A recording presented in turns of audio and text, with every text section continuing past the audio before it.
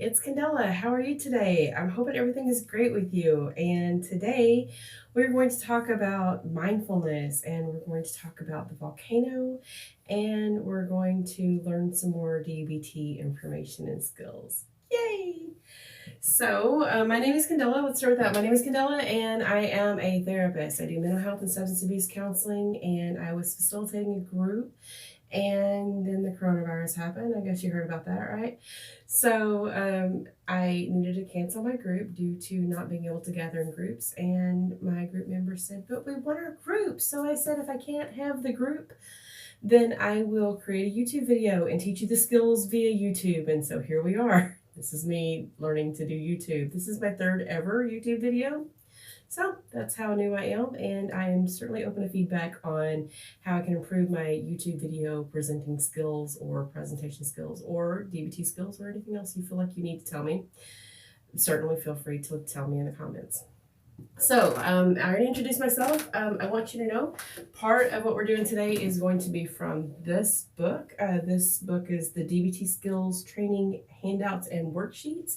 It is by Marsha Linehan. Those who are therapists or who have been in the mental health field, behavioral health field, know Marsha Linehan is a guru of DBT skills. She's kind of the founding mother of these skills, and so this workbook is very helpful to have.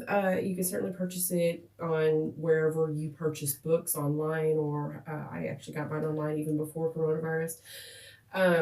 So if you're not paying copays, then use your copay money to buy the book, and that way you'll have all the handouts if I haven't already given them to you. Okay, so today's video we're going to cover a couple of things. We're going to cover a couple of intro to mindfulness. What is mindfulness? More information. And then I'm going to teach you about the volcano, which is not a Marsha Linehan thing. It's a Candella thing, but I find it useful and I would like to share it with you. And so here we go. The first thing I want to talk about is back to what is mindfulness and what is wise mind. And I'm going to start with this handout, and this is from page 50 of that DBT skills book that we just talked about. Wise mind, or I use mindfulness and wise mind kind of interchangeably. To me, they are the same thing. But wise mind is that ability to recognize the space and be in the space between your reasonable mind and your emotional mind. The ability to know what my head is telling me, what are my thoughts about something, what's the logic about a particular issue, and also what is my heart telling me, or my gut, what are my emotions, what am I feeling about the issue. And so the wise mind, of course, is cool and rational and logical and task focused. So for those of you who are Star Trek fans, you might remember Spock. Spock was always very logical, very rational, very intellectual about things. He wasn't so good at recognizing that human emotional aspect of any given issue, but he definitely knew the numbers, and he definitely knew science, and he definitely knew the logical aspects of it. And so reasonable mind, you might think in terms of those logical people, or scientist kind of focused people who are just about the data, just about the numbers, just about the facts. Emotional mind is being, kind of recognizing where our moods are, recognizing what our heart feels about something. Am I feeling some anxiety about that? Am I feeling some hopefulness about that? Am I feeling excitement? Am I feeling apprehension?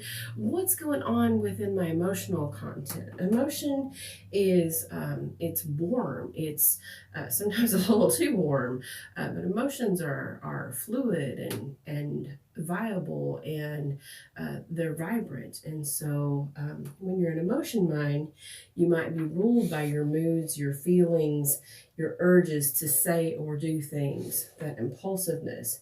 Facts, logic, reason, all those things are just not so important when you're in your emotion mind. But when you're in your wise mind or your mindfulness, you're able to pull both sides. You're able to pull, okay, what is my logic telling me? What is my emotion, my heart telling me? What is my brain saying about this? What's the science? What's the data? What are the numbers? And what is my sense of fulfillment? I mean, if you think about like with purchasing an item, even purchasing this book. What logical, how much does it cost? How long will it take to get here? Is it really going to be worth the investment? Am I going to actually get use out of it? Those are all logic-minded kinds of things. Will I get joy from it? Will it help me be more hopeful about life? Will it help me to feel more fulfilled? Will it help me to have more love and more happiness?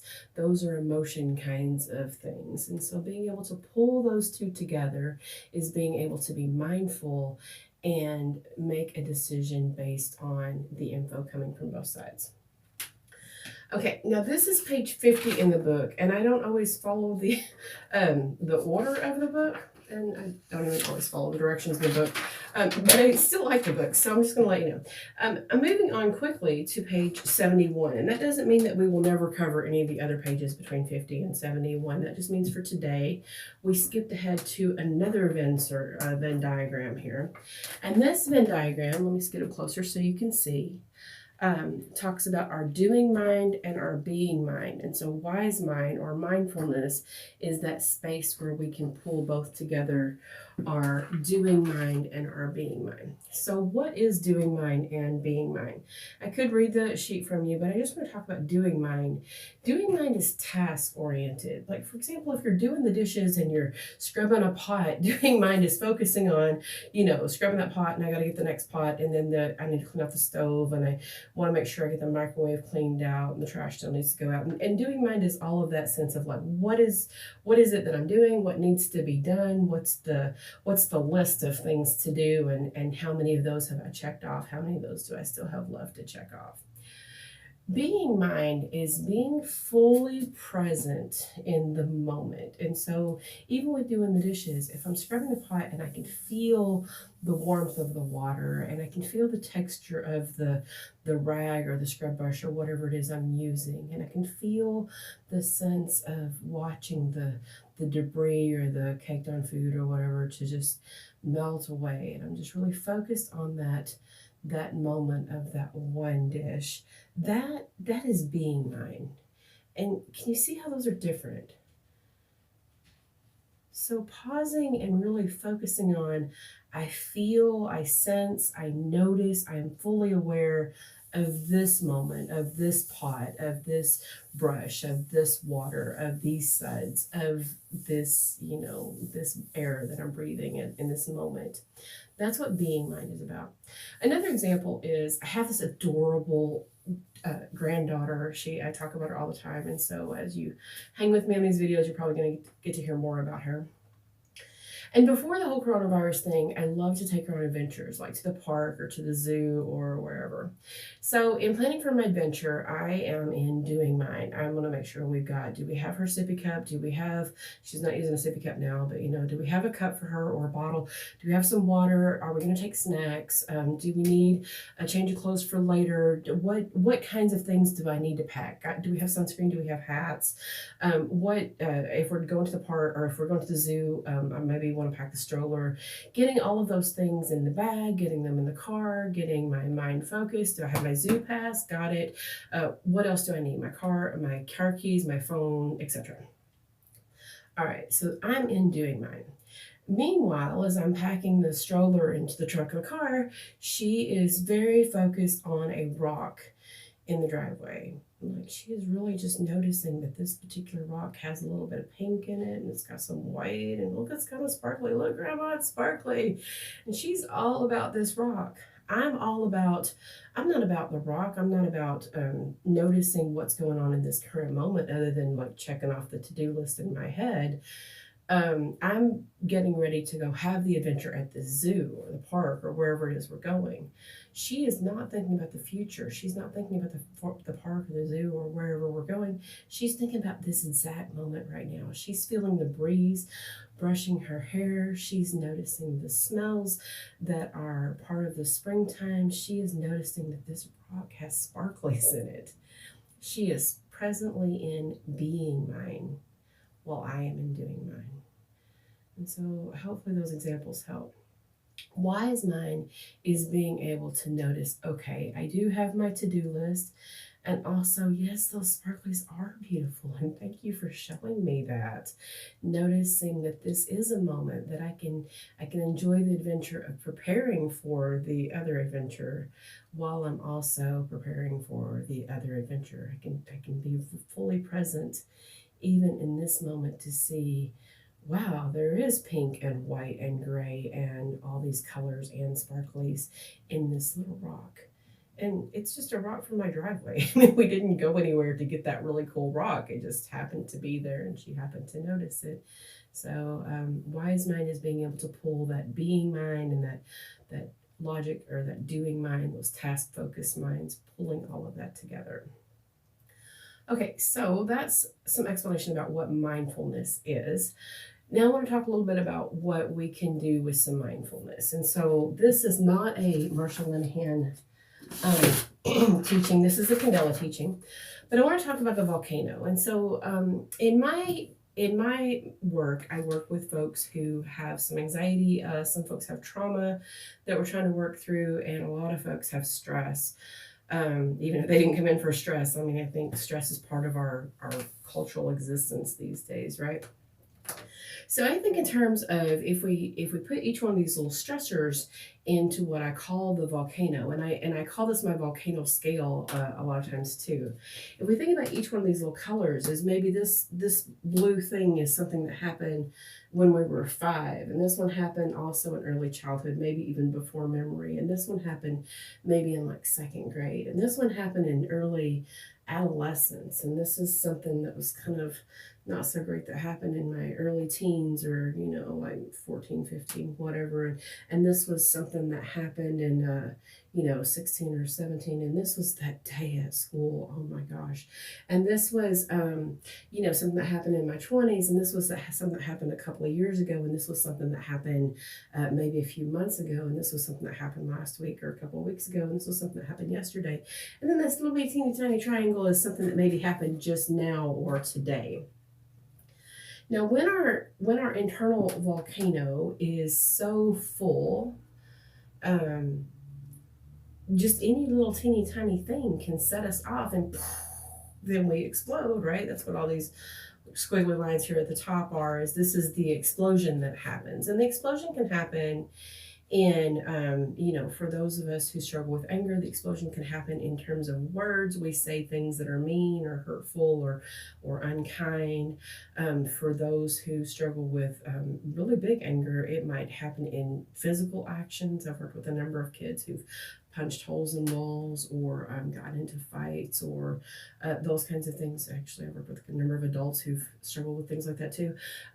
For a child, when they have an explosion, it can result in a toddler temper tantrum. I was just talking about my grandbaby a minute ago.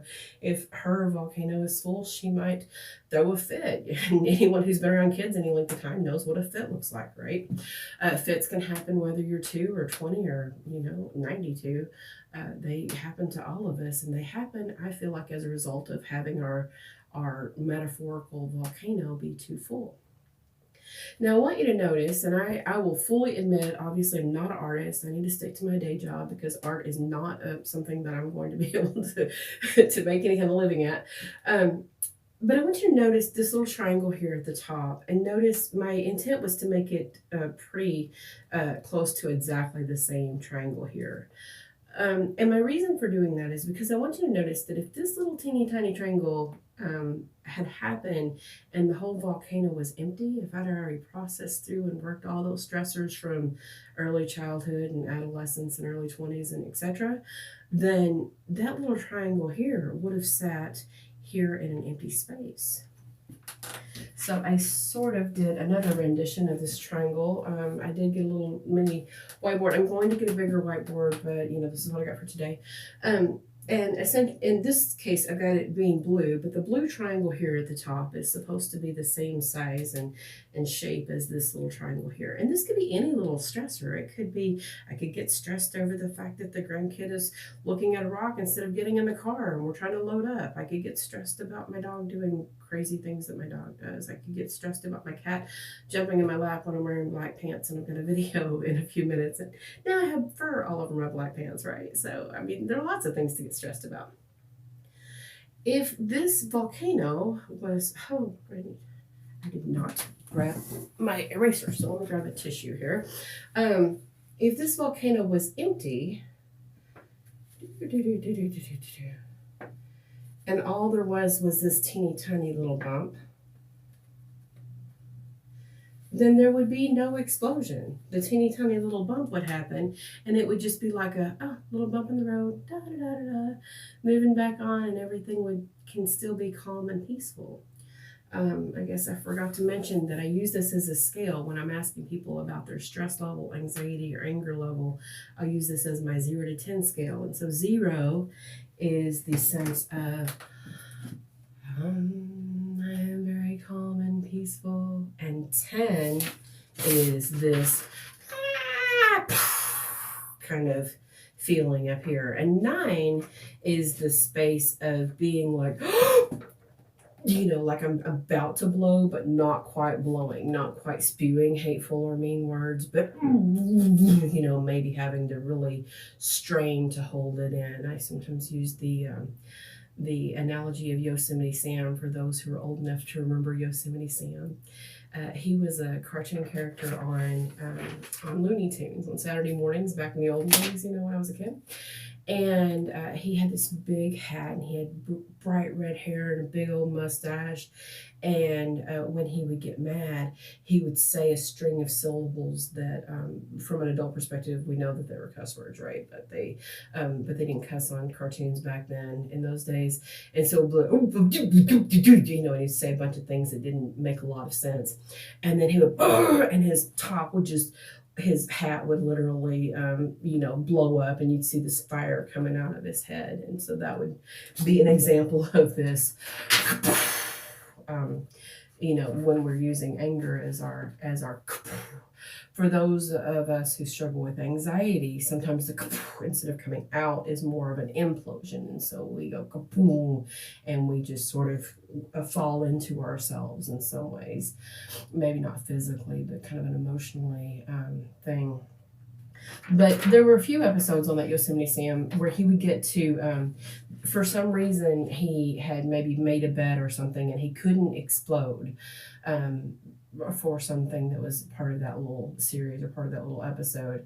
And so then we would see him, and his face would get really, really red, and he would be holding his breath, and his cheeks would poof out, and his hat would stay on because he was not exploding, but you could tell he was just really straining to not explode. And he would often go behind a door or go someplace else where he could release that steam. And to me, that's a 9. But ideally, we'll be able to get to a point where instead of having the explosions, we can knock out, a few of these stressors, either by resolving them or figuring out how to process through them so that we're thinking about them in a healthier way, and so that they're not causing us the stress. And so our overall volcano is much emptier. And so then when this teeny tiny little stressor happens, instead of having an explosion or having an almost explosion, we can have let me breathe. Breathing in, pausing, letting go. And we can just ask ourselves, what is my logic telling me about this? What is my emotion mind telling me about this? What tasks might I see that I could do about this? How might I sit with this moment and just be here and be fully present to all of this, and find something that helps us to move forward, so that little bump in our road is oh, there's a bump. Okay, moving right along, and not a big deal at all. Okay, so I think I went a little tangential there, but I wanted to make sure I covered all the things. So we covered mindfulness. We covered the volcano. I explained the volcano. So then for those of us who are following this and expecting homework, because if you ever were a client of mine, you know that I give homework every session. So the homework I want to give you with this is I want you to notice your internal volcano. I want you to just give it a number. Like, ask yourself, how am I feeling right now? And you can ask yourself 2 or 3 times a day, how am I feeling right now? Even if you're not especially stressed, just noticing, okay, well, I'm not super stressed, but I do have a stress level of on a 0 to 10 scale. I'm not exploding right now. Maybe it's a 5, maybe it's a 3. Just noticing how it is. And then sitting with that noticing, sitting with that mindfulness, notice, okay, well, what's contributing to that? And is there anything I might do to just sit with that and allow that to drop down just a little bit? Can I melt away some of that? Or even if I can't, can I notice that and just be fully present to it?